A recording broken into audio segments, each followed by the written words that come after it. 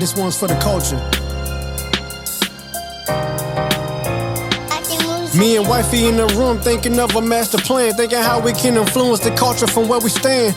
Knowing that our steps are ordered by the master's hand, still 10 toes down, we ain't switching up the stance. The mission of this music ain't just to make them dance, trying to tell them about the rock. Cause they built. And welcome to the latest episode of The Bond Chronicles. I am your lovely host, Mr. Bond Chronicles, and I have my lovely host, Mrs. Bond Chronicles. And as you can see, we are at a different location. We've done this a couple of times.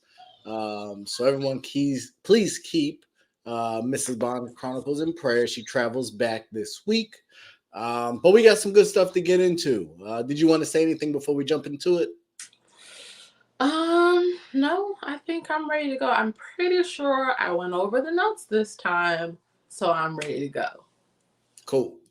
Well, recently in news, the Joe Budden podcast and Joe Budden ran into some hot water for some statements he made in relation to Evelyn Lozado and Chad Ochocinco, where in his explanation or slight correlation to Meg and Tory, he mentioned the fact that at a certain point, yes, something bad happened to you, someone, domestic violence, whatever it may be.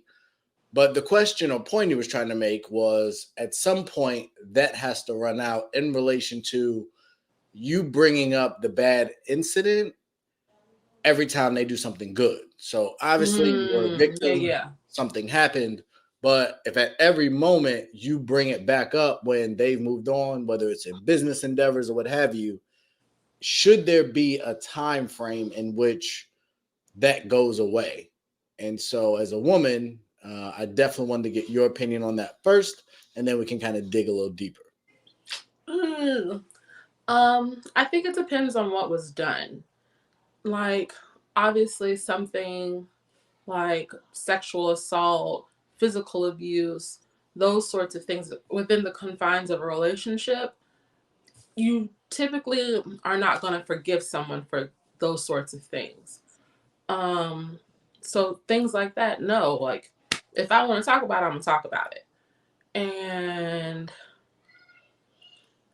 for person me, you do something good, that's great.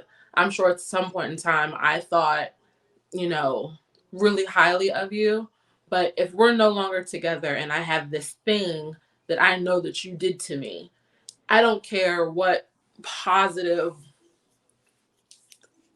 energy you put out into the world. If I want to talk about it, I'm at all liberty to talk about it because it's a situation that happened to me that you inflicted upon me. Then outside of that, most stuff starts to look petty, like, oh, he cheated on me, or those sorts of things. When you talk about them repetitively, that just sounds bitter and upset. So those sorts of things, I think, no, like, get over it, move on, you'll be okay. But I think more serious situations, yeah, I'm allotted however much time I want to talk about the situation. So that brings, I did not know that that's the stance you would take, but that leads to other questions. So we on this podcast have been very critical of the penal system and its disproportionate attack on Black people and minorities. Mm-hmm. So the point and what prison is to pay for your crime. And after you do the time, you've paid your debt to society. So it sounds like you're saying if you physically or sexually assault someone, you can never pay down that debt and you will always be labeled as that. To that, I mean, if that's how you want to put it, then sure. Like, you can't, you do something, it's wrong, it's happened. Yes, people move past it, you heal from it, you go on with your life. But it doesn't negate the fact that it happened. And you can apologize, you can atone for it, you can do whatever it is you have to do within yourself to make you feel better about the type of person that you are. But at the end of the day, if the incident happened to me, it happened to me.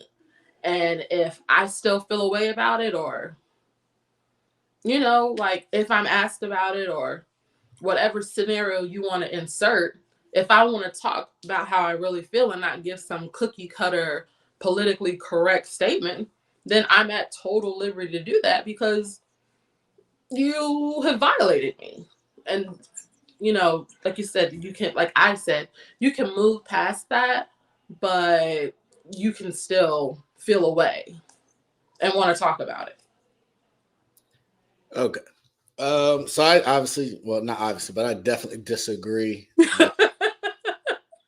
I just think it's childish and petty to a certain extent. Like, I'm not excusing the trauma that has occurred towards someone or in someone's experience, but people grow, people evolve. If we're going to hold that standard to people, then everybody's going to be better because everybody's had something traumatic happen.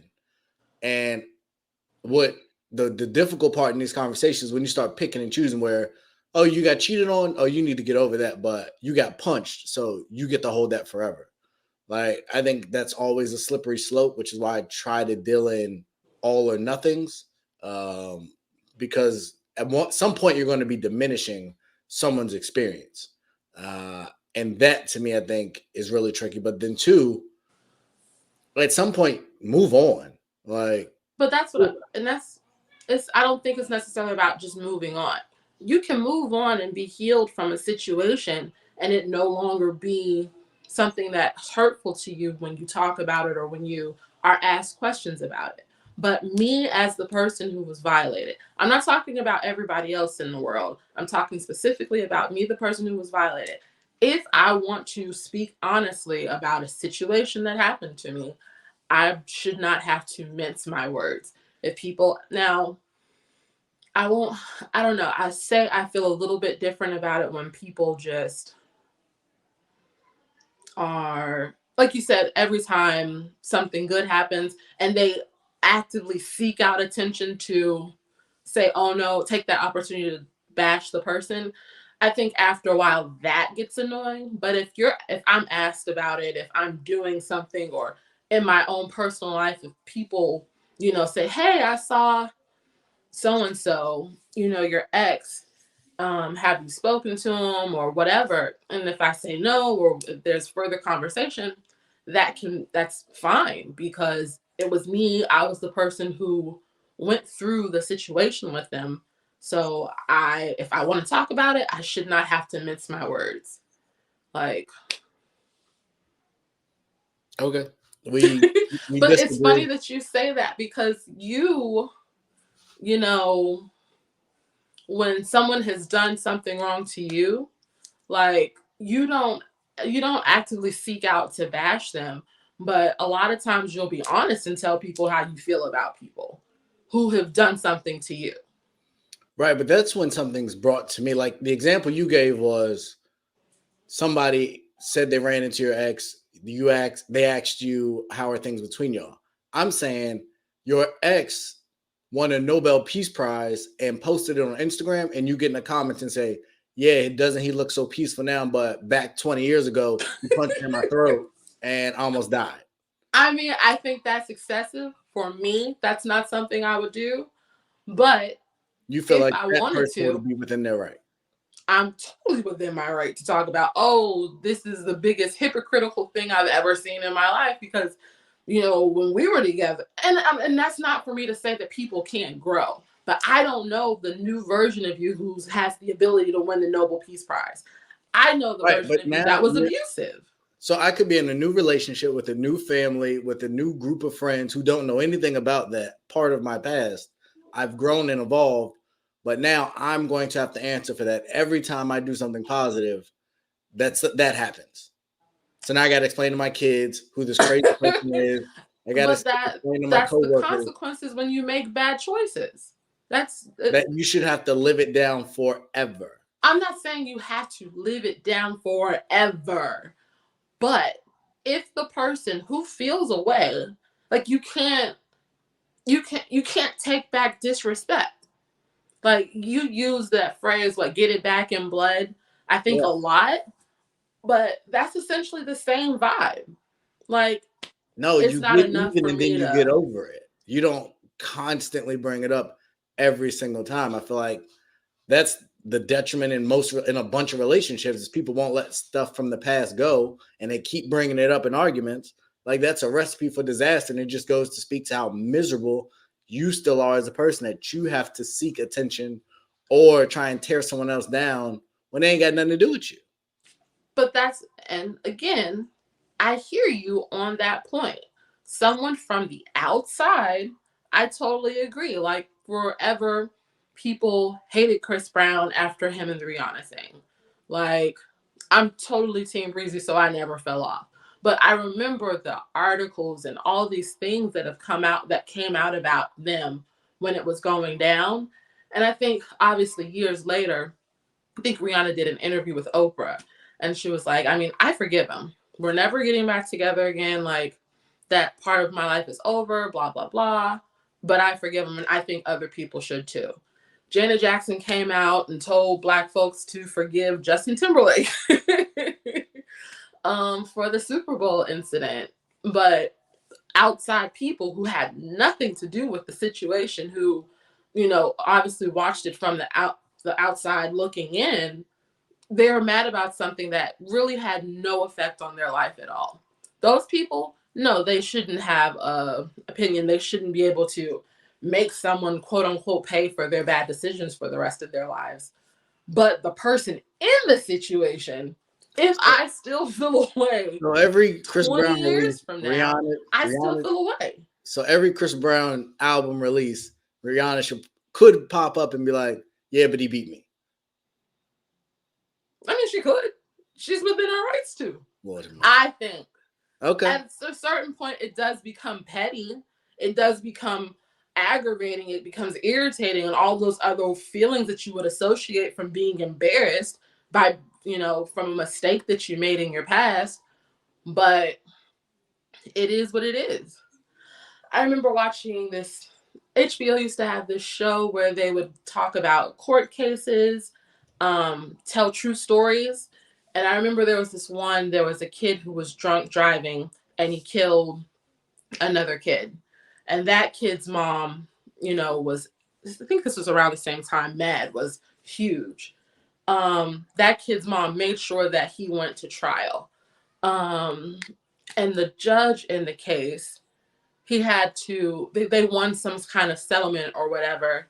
And the judge had like a caveat to his ruling, and he had to write the family a check for $1 on the anniversary of I think the accident, or whenever the other child died, every year until the debt was paid off, but it's only for $1. So every year he had to do it. And I think it flashed forward maybe 10 years after the case had happened, and he was sitting there, I think maybe in a in-person interview, and he was talking about how that check affected him and the way that it made him feel bad about what he had done. And it wasn't something that was done on a public broad stage, so mostly people who knew him knew about it. But I can imagine that really sucked. He probably never wanted to write the check. He never wanted to be reminded of the bad decision that he made. I get that. It sucks. It hurts. Some people don't like to be reminded of who they were in the past. And that's just what it is. But people who you affected in your past, people whose feelings you hurt, people who you broke, or, those sorts of things. Yeah, you moved on in your life, but I don't know that new person. And if I feel, and again, that's where it's a fine line between just being petty and coming out and being a douche about the situation, or, taking the high road and you only talk about it when somebody asks. Okay. Fair enough. That's why I wanted to get your opinion. So the next kind of iteration of that is, I think we've all had friends or family or been those people that were in relationships, and the person we were in a relationship with just keep messing up. Sometimes they keep making the same mistake. They could be a liar, they could be a cheater, they could just be trash, but there's parts of them that you like, or maybe you'll have kids together, so you stay with them. When someone continues to repeat a said behavior, is there an expiration on you being able to hold it against them? So, like, if you've taken them back 4 times for cheating and they cheat again, is it really reasonable for you to then be upset? Or as long as they keep making the same mistake, you can keep criticizing them and getting angry about said decision? I mean, I think 2 things can be true. Like, nobody can tell you when you're sick of a person. So we could give you all the advice in the world, but if you're not ready to leave the person, you're just never going to be ready. So it's like, you're just going to accept them and, work through each stupid situation as it comes up. But at the same time, we're still together. And if I'm like, I don't know, wanting you to change or wanting you to be a better person or all these things, I'm going to say something. Like, you're going to do whatever the stupid thing is. And we'll fight about it. We'll argue about it. I'll criticize you. And, we'll just move forward. That's insanity. I think that's really stupid. If somebody violates you once, typically they're likely to do it again if you let them get away with it, and then the cycle just repeats itself. So personally, I can't do it. You mess up one time, and especially if it's something major, if I don't think that you have the capability to change, then no, I'm not going to continue this situation. And I'm not going to critique and complain and all of that later on. So I mostly agree. But I do think I'm not gonna call it a 3-strike rule, but I feel like after, and this is depending on what the situation is, but generally speaking, if it go on 4 or 5 times, at that point, you're a part of this. You are. You're totally a part of this whole toxic cycle. So at that point, it's like, this is now part of our relationship. We might not have come out and signed the contract thing that is a part of our relationship, but this is just what I or you do, and we're just gonna have to work around it. And although I still don't like it, that's just what it is. And so, because I've seen this happen in a number of situations, people keep getting mad over the same stuff. And like you said, it's literally insanity because it doesn't make any sense. Like, if you're comfortable enough to keep letting the person come back, Khloe Kardashian comes to mind. Man, that girl. Then like, just accept that that's your situation and that's what your life is going to be, and you make the most of it. Stop dragging them down when they're living their truth, and that's their truth, and they're not willing to change. They're not John Legend. They're not willing to change for you. So I just think it's interesting to see, whether it be on TV or even in real life, what some of these people be dealing with, and then they still get angry, and it's like, but you knew. But you knew who that person was. Again, personally, I don't understand it. I've been in one relationship where I just kept taking old boy back after stupid thing after stupid thing. But, hopefully, eventually you grow up and realize that's not cool, and you do better for yourself. But again, nobody can tell you when you're done with the person. And if you're just going to accept the behavior, you're going to accept the behavior. Yeah, I hear you. So that leads to usually a conversation where you and the person are talking about, hey, this thing you're doing, it irks me. Stop that. But a lot of times when you bring an issue to a person, and especially if it's more of a subjective thing, like cheating, domestic violence, lying, like theft, like certain things are just like obvious. Yeah. But there's other things in life that are more gray. Whether it's leaving the toilet seat up or, not cleaning up your drawers, or it's different stuff. Leaving the lights on, turning the AC on with the windows open, stuff like that people be doing that can become a source of frustration if you pay the bills and the electric bill crazy because you at work and they got the AC running with the windows open, or the laundry's piled up, or the bathroom's nasty, whatever it is. So what do you do, or who do you go to? And we've talked about in-laws and others when your spouse is the source of your frustration and they seem unwilling to change. So we have had this conversation many, many, many times. I think, like, morally, I feel like you're supposed to go to your spouse for everything. You're supposed to be able to talk to your spouse about everything.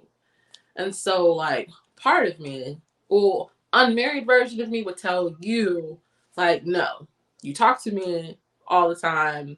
That's just who you talk to. Like, I don't care that you're frustrated with me. You just gotta talk to me. Married me realizes that's not always really a thing. Sometimes you do have to have a person outside of your situation who you can talk to freely, open, without reservations, and be able to get an opinion, get advice, or whatever. That's why it's important, the people that you have around you, especially in your relationship, like, that is super important, because you don't want to be getting advice from, not the greatest person at relationships. Because, like I said, because sometimes you are super frustrated with your partner, and just talking to them about the frustration that they're causing is going to make it worse. And a lot of times those conversations don't go well because both parties, honestly, can start to get offended. And once you start talking to your partner in offense, and you're living there, and there's just so many things that can go wrong in those conversations, especially if you don't have good communication skills. So it's great for you to be able to go and talk to someone else, get it out, hear how it sounds, maybe figure out how you want to, position it to your partner. And then you go to your partner and talk to them about it. Like, hey, don't know what's going on, but you're doing this thing. It's kind of pissing me off. We got to fix it. No, I agree with your end point. I did have some questions though, because you did say, as married, you've kind of come to realize that maybe continuing to talk to one another when conversation is or communication is broken down may not be the best thing. Should the spouses or couple have an agreement on who that outside person is, or is the person who has the issue the one that gets to dictate that? So, for example, you have an issue, whatever that issue is, and I am upset with you, but I have a friend that I used to run to before. It could be a male, it could be a female, they could be divorced, it could be anything that maybe isn't typical or that you just don't like. Maybe you don't like the advice they give or what have you. Mm-hmm.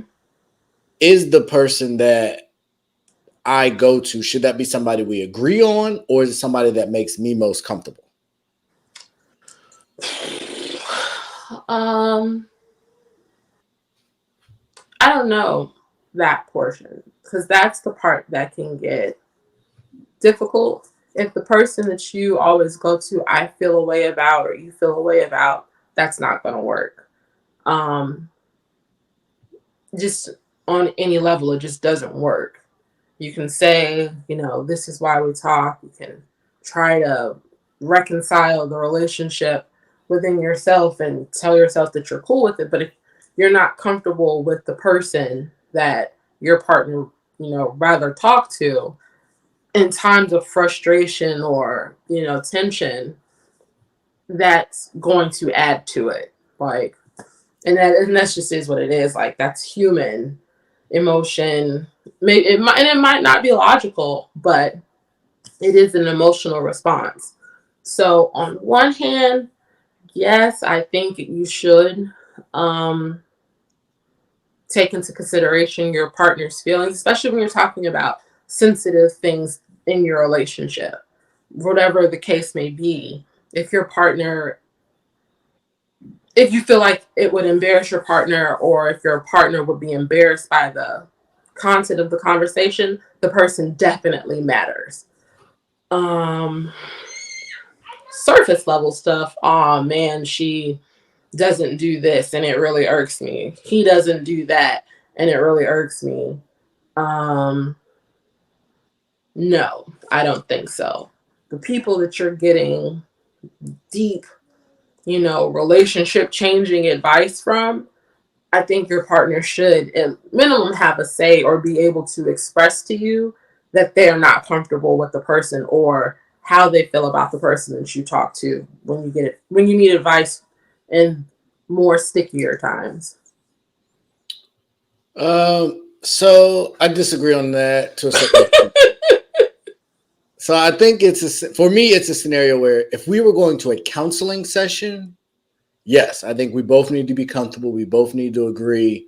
We both need to be on one accord that we have agreed that this person is who we believe is best suited to give us the counsel we need to be successful. But in a scenario where my feelings are involved, I don't care that much that you might not like that person, especially in the certain circumstance where the person came before you. And so for me, it's like, because my goal is to vent, get advice, whatever. And if this person is a person I've trusted up until this point and helped maybe mold the person that you are with, you should be comfortable with that person. Now, if over the course of time, that person becomes maybe disrespectful or is flagrant or crosses a boundary, then I think it's something that needs to be revisited. But until that person is out of pocket or out of character, I think it should be up to the discretion of the victim, I guess, for the sake of this discussion, to determine who they're most comfortable with. And ideally, they can take into account the other person's thoughts or feelings. I think it's a conversation I should have, but I think the ultimate decision relies on that person, because the goal is for that person to be as healthy as possible. And if that is with someone that maybe the other person doesn't like, they got to get over that unless that person crosses the line. At that point, then we got to revisit the situation, because what we're not going to do is allow them to disrespect our union, because that just don't work.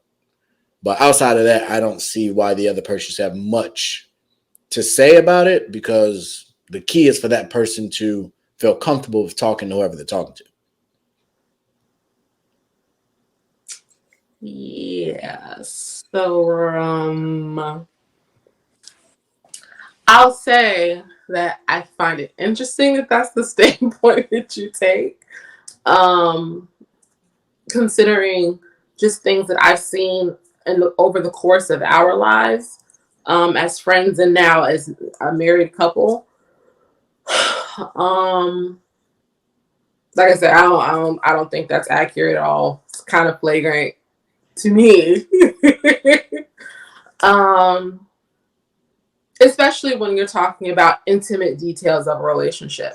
If I'm uncomfortable with the person, regardless of what I'm uncomfortable, and this is the part that I don't understand for your standpoint, regardless of your whatever reason you have for being uncomfortable with that person, if I say I don't want you telling them this, and this, then I don't think you should say it. Like, that's not the person you need to get advice from on particular things.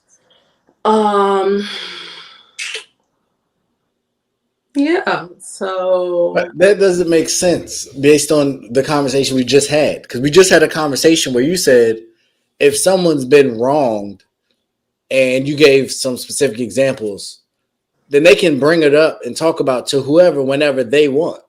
But now you're saying that person can't talk about whatever is causing the issue to whoever they want. They need to be respectful of the other person.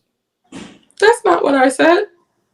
That is what you said. How is that what I said? You said the victim can always talk about their situation. They are validated in that. If Rihanna wants to talk about it every time Chris Brown does something good, you said technically she can.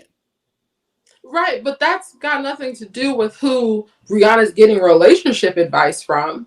Like, if someone asks her about how she feels about Chris Brown today, then someone's asked her about a past relationship of someone who's probably not that important to her anymore. Now, she's seeking advice from someone for her relationship that she's currently in. One, that don't got nothing to do with Chris Brown, so we're not talking about him. But two, if I need advice on my current relationship, Chris Brown isn't a factor. Like, right, but the point is you can talk about your issues to who you want to talk to them about.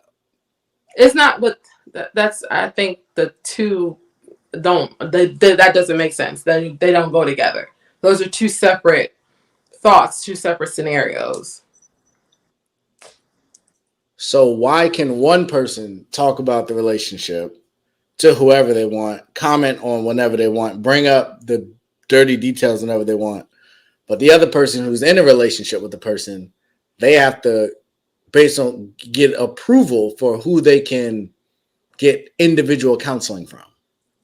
I don't understand that at all. So, one, you put the two scenarios together in a relationship. What I'm saying is the way that we were presented the original scenario is you're talking about a past relationship.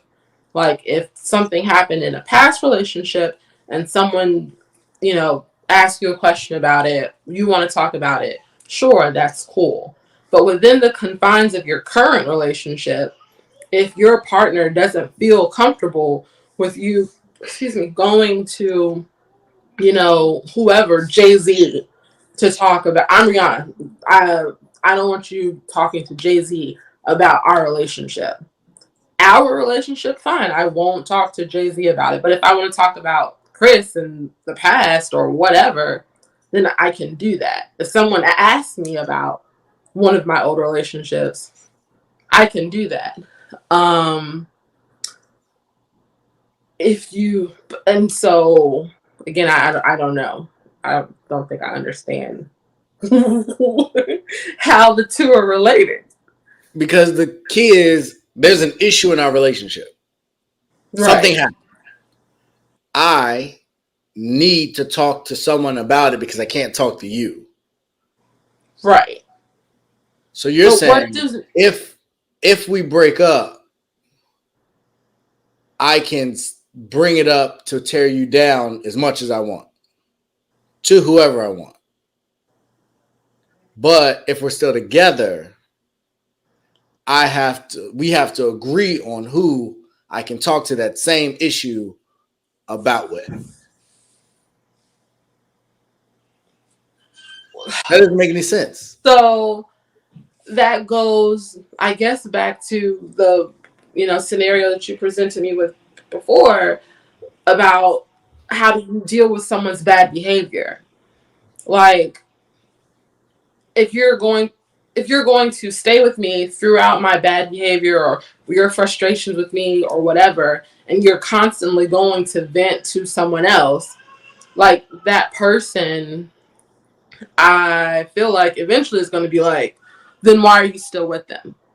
Like, the conversation. That's a whole different scenario where if they potentially start trying to talk you out of your relationship, then that I think is out of bounds. But if they're just a counselor, what kind of advice can someone give you when it's the same scenario or source of frustration? No. But that's a different conversation between someone with a recurring problem. No, but how is it different? Or it could be the same. I'm saying in any situation, they have a go-to person.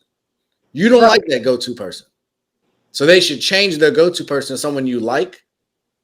Not necessarily. It doesn't necessarily have to be someone that I like, but if it's somebody that I feel a way about, and you're obviously at liberty to go talk to whoever you want to talk to. But if I'm letting you know I feel a way about that person, and you're continually talking to that person about whatever intricate details of our relationship, I've been talking to this person. I don't care.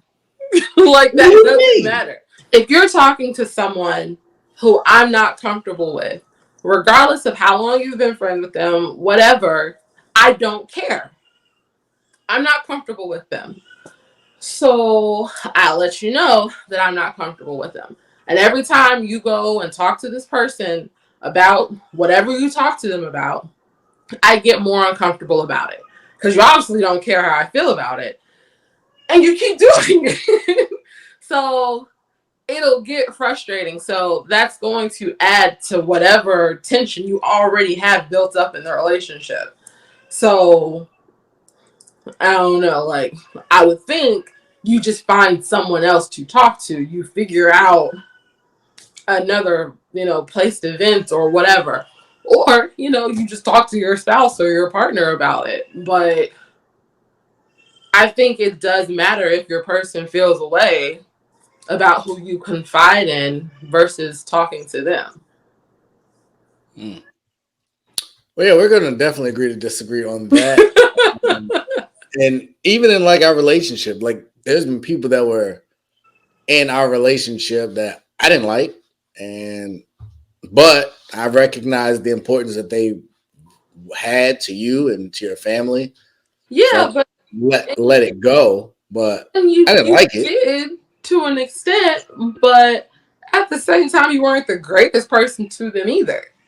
So, you know, What? How was I not the greatest to them? we don't have to go down that road. Yeah, Um, the conversation for another day then.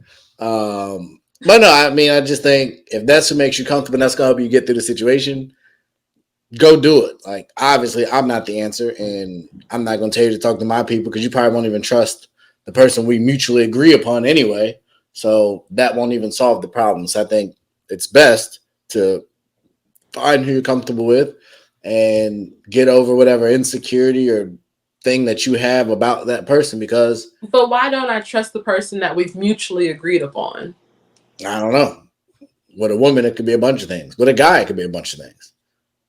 If They we, might just not like them. They might think that they're a threat or they're just trying to really get you or but that's the thing. If they we don't kind have of, good experience. Like, I've been divorced. I've had tough times in both marriages.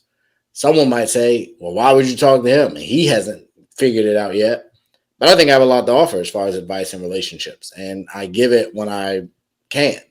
Now, the way in which I give information, someone might not like that. But that don't mean it's bad information. So I would tell that person, get over it. yeah, okay. Especially, like I said, mainly when it's someone that was pre them. Now, if it's somebody they meet later in life, that could be a little different, but ultimately, I would still probably fall under the same guys. It'd be a little different, but ultimately, if that's what the person comfortable with and they ain't overstepping or disrespectful, like I think you just gotta eat that. Yeah. So a post came up and I was on, how the internet does and how Twitter does. And biblically speaking, you are obviously not supposed to have premarital sex. You're not supposed to be living with someone before you stay with them. Your interactions are probably limited. And in reality, some people still live by that. And so you don't get to see everything about a person.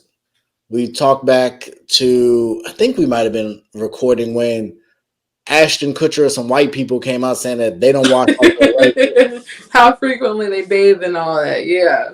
I saw a report yesterday that said like European men wash their sheets like once every 4 months on average. So it's random, weird, hygienic stuff that some women don't want to shave. So I guess my question for you as a woman, how important, because I don't feel like this gets talked about enough, how important is hygiene in a relationship? Um, I think it's super important. I think one, just cleanliness, obviously, and physical relationships with someone. The cleaner the person is, the better.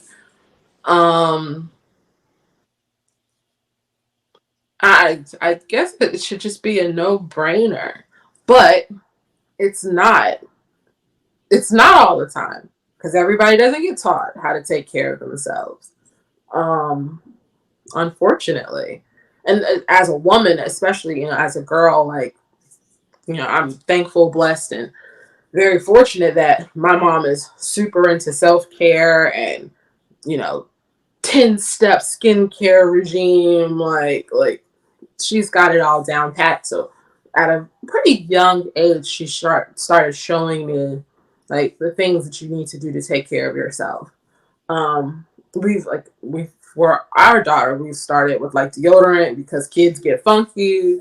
And it was, she's about that age where it's time, to start. One, just because nobody wants to be the stinky kid, but two, show her the things that she needs to know to, take care of herself as she gets older. Everybody does not have that. And as a partner, if your spouse, your whoever is lacking in that area, like obviously it can be difficult to have that conversation, but I think it's an important conversation to have. If you have issues with something that you feel they're lacking in their cleaning routine, I just say, hey, I noticed, this thing, and I don't think this is the right way for you to be doing that, or however is the nicest way for you to phrase that. And, help them, encourage them, if it's like a internal issue, then, schedule a doctor's appointment. There's a lot of things that you can do gently.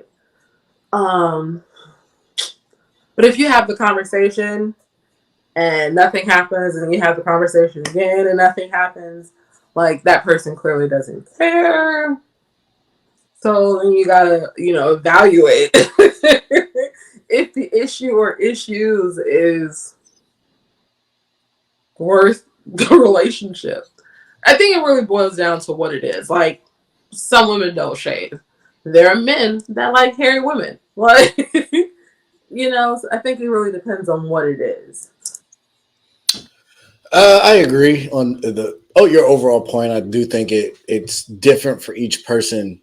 I personally am not with bad hygiene. I'm not saying you got to go get your nails done every 2 to 3 weeks and spend $100 or so, but at the same time, was that a shot? Like, we needed one of those button right now because that was definitely a shot.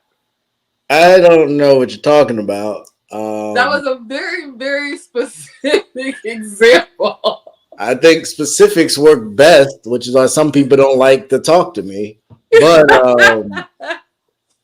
no, I think it's important. But I guess my question, and I was kind of thinking as you were speaking, is bad or good hygiene taught, or should that come instinctually? Because for me, I think you mentioned like us teaching our daughter about things, and we'll have to obviously teach our sons about things.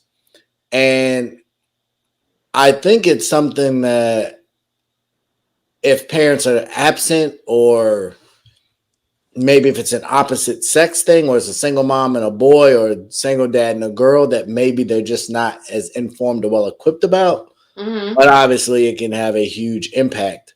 So I would argue that bad hygiene typically falls on bad parenting.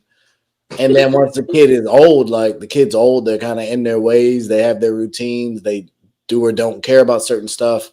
But I think, especially in school, when kids may have bad breath or body odor, I think that's a parenting thing that maybe just doesn't get corrected at any point until someone says something. Yeah. So. Well, I don't know. Like, I think it can be a bit of both. Like, kids do what kids are going to do. Like, we tell Courtney every day, brush your teeth morning, night, and make sure you floss. I don't know how frequently she's flossing. And, she's inconsistent with it. And, obviously, we're going to try to be consistent and make sure that she builds that habit. But at some point, she's going to move out. She'll be out on her own. If she decides she's not going to do any of that anymore, then she's not going to do it. It's a myriad of reasons why a person has bad hygiene. And then obviously bad hygiene is embarrassing. Like, the person might act like they don't feel good about it, but it is. It's embarrassing. And so if you are able to have a partner who, you're living with, and it gets to the point where they have to tell you, like, obviously, it's gonna sting, but I think you have to be able to receive it and try to correct it if you can. And again, if you can't, or if you don't want to, if they don't want to, then it's up to the other person to decide. You stink all the time. I can't do it. I'm out. And stinky person then has to deal with, the consequences of that. Yeah. I will say the like evolution or the end of that is that I don't like. And similar to what we were talking about earlier, where we were saying, once you've been around someone long enough and it's like a recurring thing, you just have to accept it. What I don't like is when people break up, they want to bring up all those things that they had accepted. It's like, yeah, that's not really fair. And that's the thing that I don't like. Like, but you can do it. What? You can do it. Like, I was in a relationship with you. If I'm going to talk about it, I'm going to talk about it.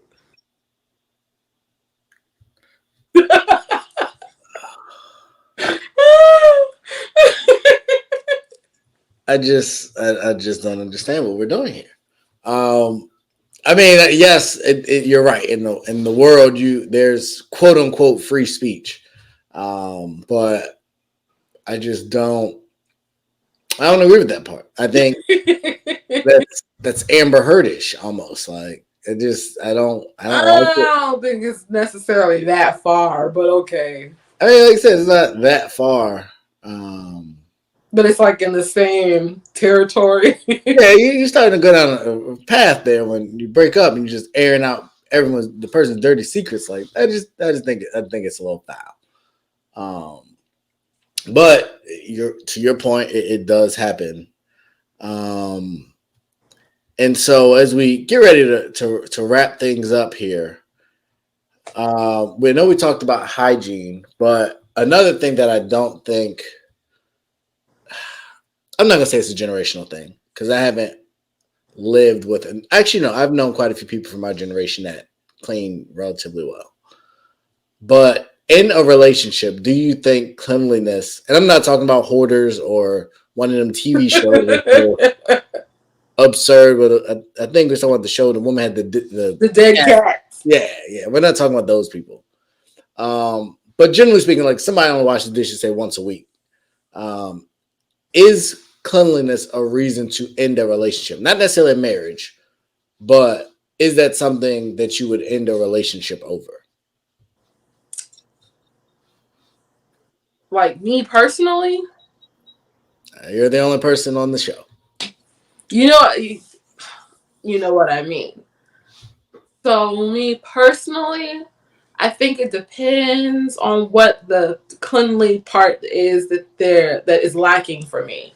Like, if they got roaches, that's not gonna work. So we're not probably gonna work. But if it's we're living together and we both hate the chore, but one of us has to do it. Like, if it's something that really irks me, then I'll just do it myself. Whatever the trade-off is in that. Is it a reason to end a relationship? Yeah, I guess it just depends. For me, it definitely is a reason in a relationship. If I go to your house and it's just unsavory, that tells me who you are as a person.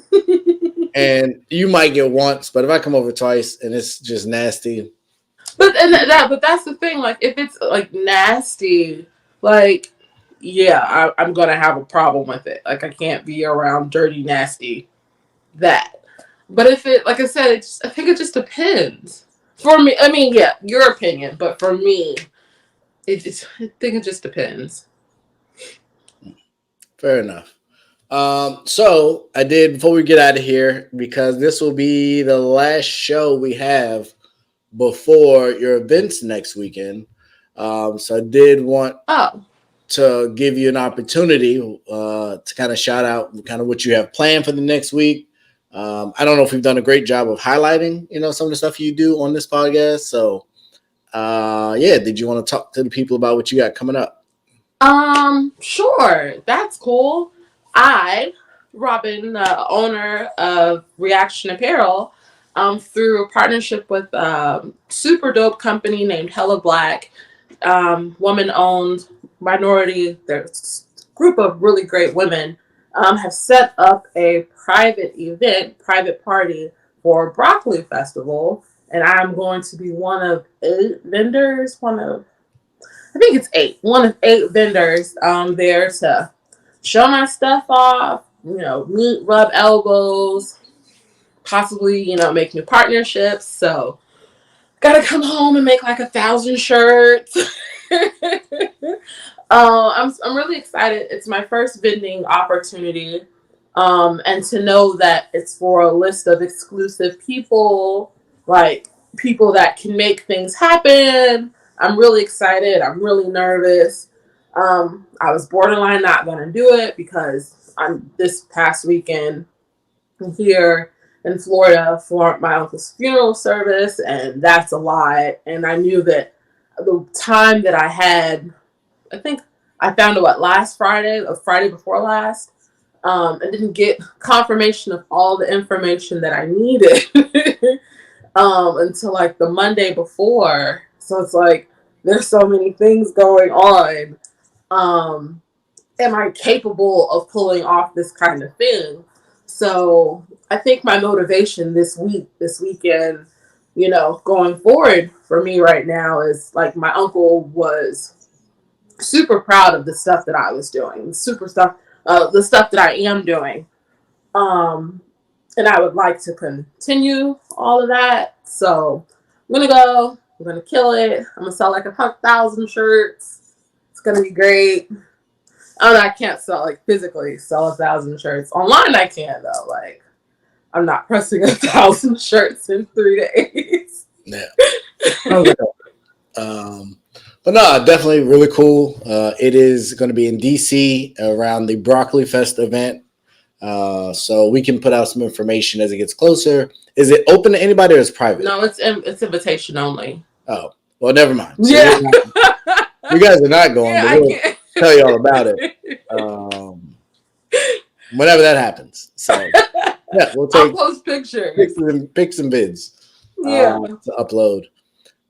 So yeah, that is our show. We definitely appreciate you guys tuning in, listening in. Episode 59. Next episode will be another milestone, the big 60. So definitely, and that'll be a Mother's Day anniversary episode. We got to figure out how we're going to record that. Yeah, it's just going to be an insane week. Yeah, like, I don't know.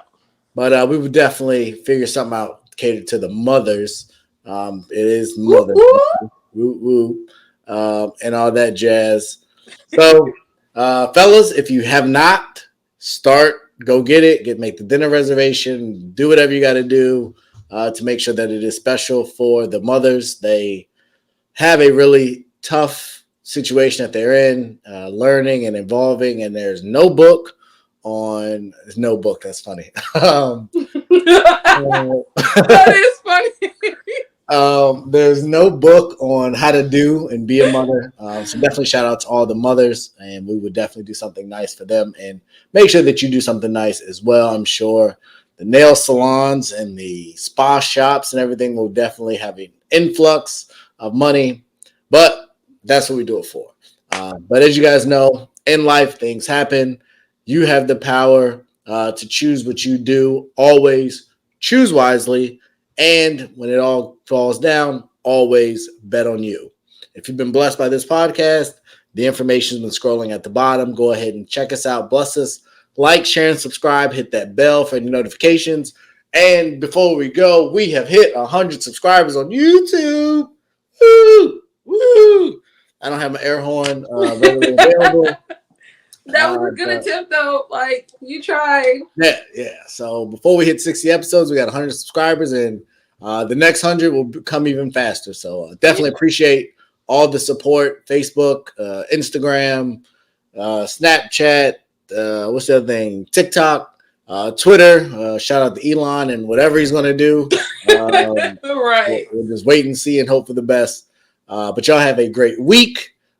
Enjoy, and we will see you next Monday.